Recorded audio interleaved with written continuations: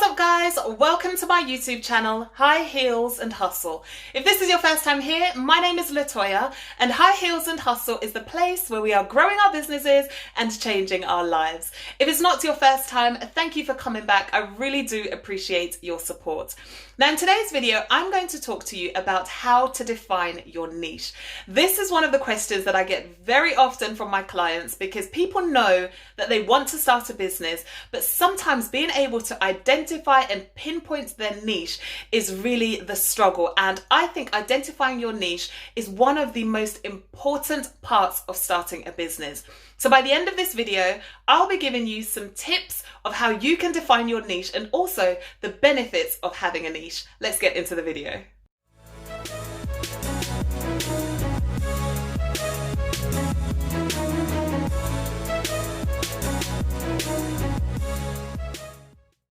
Okay, so the first question is, do you actually need a niche? And the answer is no. However, would you benefit from having a niche? The answer is absolutely yes. And as we go through this video, I will give you some tips to niche down and also talk to you about the benefits of having a niche as well. So let's start with the benefits. Now, there are so many benefits of having a niche, but for the sake of this video, I will just give you 3 benefits to having a niche. Now, the first benefit is that when you can focus on a specific group of people, it will help you to become an industry leader and an authority in your field. So throughout this video, I will be using the fitness industry as my example because I think it's such a perfect example for this video. So for example, if you are releasing fitness videos, you could release that to everybody in the world who wants to get fit. However, niching down could look like targeting people who either have a health condition or are overcoming a health condition and they want to use fitness to aid their recovery. That is niching down. You're now focusing on a very specific target. And because it's not an oversaturated target market, you will be able to become an industry leader and an authority in that niche. In the future, if you decide you want to scale and you want to branch out into other areas of fitness, that's okay. You've already established yourself as an industry leader and an authority in your field, and people will begin to trust you so that when you do release new products and services, you've already established that respect, that trust, and your brand already has authority. Benefit number 2 is that having a niche helps you to build a business for a specific need. Now, in one of my previous videos, I talked about all the things that you need to consider before you start an online business. And I would definitely recommend that you watch that video. So there's a link in the description of this video so that you can watch it. And there's also a free PDF that you can download, which is a 6-point business plan.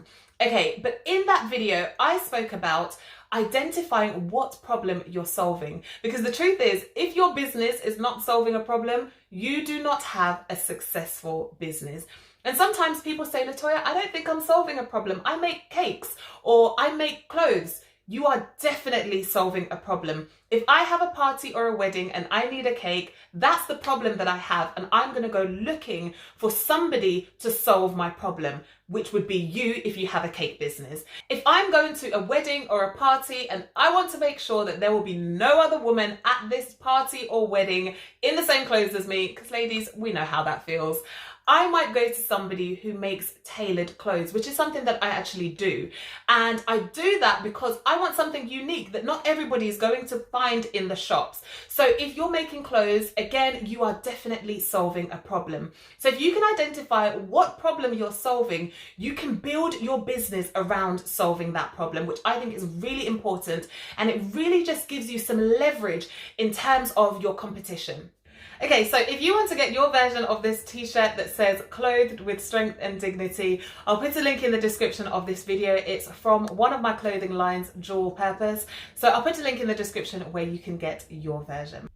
Benefit number 3 is that by mastering one small niche, it will help you when the time comes to scale your business or to step out into other areas of that niche. So again, if we go back to the fitness industry, if your first product or service is aimed at people overcoming their health challenges, your second product or service may be aimed at women who have had a baby and want to return to their pre-baby body. So you're staying within the fitness niche, but you're now branching out into another field within that niche. And that is one of the best ways to scale your business. Once you've mastered your immediate niche, the first thing that you started with, you can then use the experiences, the customer base that you've grown to grow and develop your business and to scale up. And by you providing value to that first niche, they will recommend your products to other people.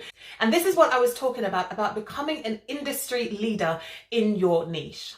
Okay, so now let's look at 3 tips to help you to identify your niche. The first tip is to answer this question: who do you serve?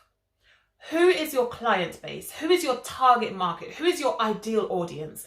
Now for me, with High Heels and Hustle, I actually drew pictures of 2 women and I drew lines from each of them, and I asked some questions and answered those questions as well. So it was almost like drawing a storyboard, but I wanted to understand, who is my target market?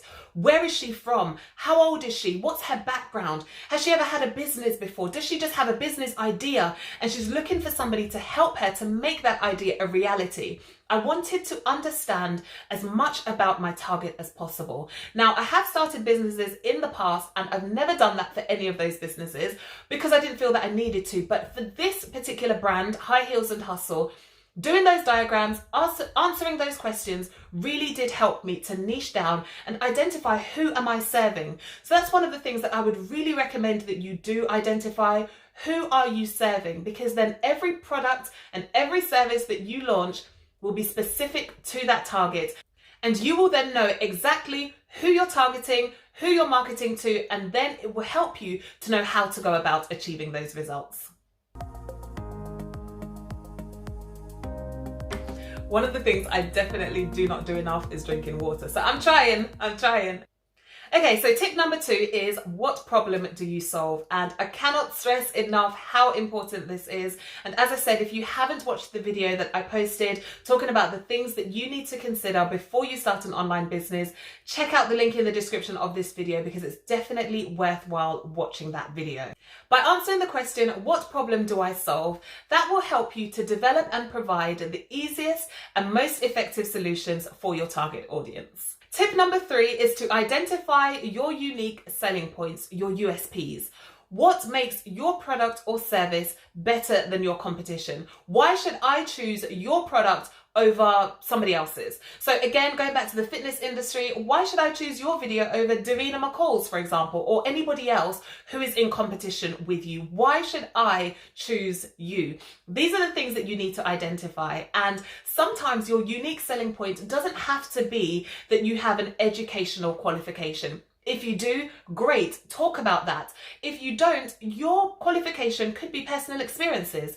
So earlier I spoke about women who have had a baby and want to regain their pre-baby weight or fitness. If you've had a baby and you used your exercise program to regain your pre-baby weight, your pre-baby fitness, you already have a testimonial, and that's a unique selling point. It could be your personality. It could be that you offer more value than your competition. So for example, at the end of your video, maybe somebody could download a sheet that would help them to stick to this routine until the next video. You know, there's so many different ways that you could market your product with more value. So these are just some of the things that I would recommend that you really consider when it comes to identifying and talking about your unique selling points. Your unique selling point could also be the type of music that you use in your fitness videos. So for example, I know people who are Christians, and so they look for workout videos that have Christian music playing in the background. Already, that's a unique selling point, and that is a target market. That's a niche market. So it doesn't have to be Christian music. It could be that you use dancehall music, whatever the case may be. Having just a different type of music could be something that helps you to niche down your target audience. So for your unique selling points, I would recommend creating a short list of all the things that makes your product or service unique. Identifying your unique selling points in a list format will really help you to understand, do you stand out from the competition? And if you don't, what can you implement to make sure that you do stand out from your competition? So I hope you found this video useful and that it has helped you to identify your niche and also understand why it's more beneficial to have a niche. And one of the things that I would just say is that when it comes to marketing, You'll have to start spending money on marketing eventually if you really want to scale your business and gain new customers. If you want to market your product, it's no good marketing to 50 million people when your target audience is actually just 20,000 people. So you're wasting money marketing to millions of people when your target is much smaller than that. It would be better to put your money into marketing to that smaller demographic because you know that they're interested in your product. Millions of people may not be interested in your product, and that's okay. You just want to make sure that you're marketing to your niche, to your target market, but you first of all need to identify exactly who they are.